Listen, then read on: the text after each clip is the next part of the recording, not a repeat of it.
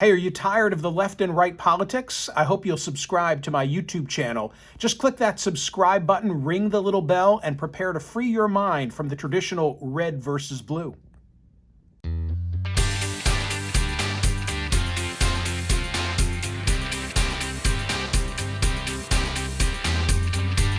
Question: are vaccine incentive programs a good thing?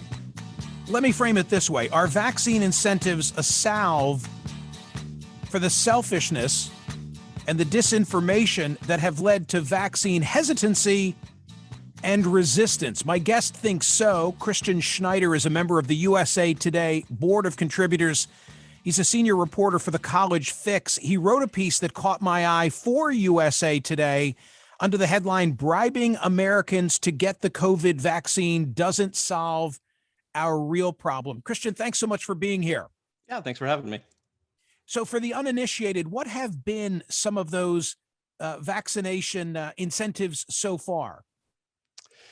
Yeah, so you've seen places like New Jersey and Connecticut set up what they call shot in a beer frameworks, where if you go get a shot, you can go to a local restaurant or tavern of your choice, go pick up a beer. Ohio has set up a situation where if you get a vaccine, then you're entered into this lottery where you can win $1 million, which is funded by federal money. So these are what they're using essentially to try to reward people for what they should be doing anyway. So why is it necessarily a bad thing if we've still got, 2/3 round numbers of the country unvaccinated, only 1/3 or thereabouts who are fully vaccinated? We need to get them on board however we do it, or so say many. Yeah, I mean, nobody's against getting more people vaccinated. Obviously, we want people to go get vaccinated, and we want to be able to leave our basements and go out and live our normal lives. But I think we do lose a little bit of something when we start essentially paying people to do what they should be doing already. It kind of almost incentivizes poor behavior. Remember a few years ago, Chris Rock had this bit where he talked about people wanting credit for things that they're supposed to do, whether it's taking care of your kids or not going to prison. It's like, these are the things you're supposed to do. What do you want, a cookie? And we're essentially giving out cookies to people. And the lesson seems to be, just hang on there long enough, go on with your kind of irresponsible behavior, and the government will be there to hand something out to you. I mean, a lot of these are private enterprises. Some of the beer situations where our, local taverns are setting these up. But in the case of Ohio, this is $1 million in taxpayer money. This is my money, my federal money. Why should I be paying money for some other guy that doesn't want or doesn't believe in the vaccine to go get it? So it becomes everybody's problem at that point. As you wrote for USA Today, but at some point, the government is simply rewarding irresponsible behavior. It reinforces the message to people around the country that if you want to make bad choices, eventually the government will swoop in and bail you out. I think there's an additional question here, and Aaron Blake wrote about it for the Washington Post, as to what it says about the people who are vax hesitant, and they try and express themselves as having, this plethora of reasons, but you offer them a shot and a beer and suddenly that goes away. I mean, what does that say about their resolve against getting a vaccine to begin with? Right. I mean, you have a lot of people who don't want to get the vaccine, who are now being paid off. But also a lot of these shots are going to go to people that would have gotten the vaccine anyway. So it just seems like a waste of resources.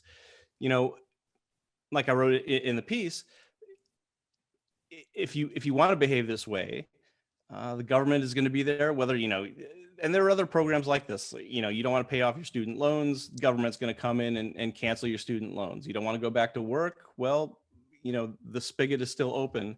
If you're a big bank and you want to give subprime loans to people with no money, well, the government's going to come in and shovel some cash your way. So there, it's really a moral hazard. That we're teaching people, just hang out long enough and your reward will be there. You also noted that the American Medical Association says offering bribes to get the vaccine might actually dissuade people from getting it. What was the logic in that? Well, the logic is if you tell people that they should be paid to go take something, then typically they're going to think something's wrong with it. I mean, if somebody walks up to you on the street and says and hands you a drink and says, "I'll pay you $1,000 to drink this," you're going to think, "Well, what in the world is wrong with this?" So I think it sows distrust. If people think that they have to be bribed in order to ingest something, then they're gonna think something's wrong with it. What can we learn from Homer Simpson, the great philosopher, about this subject?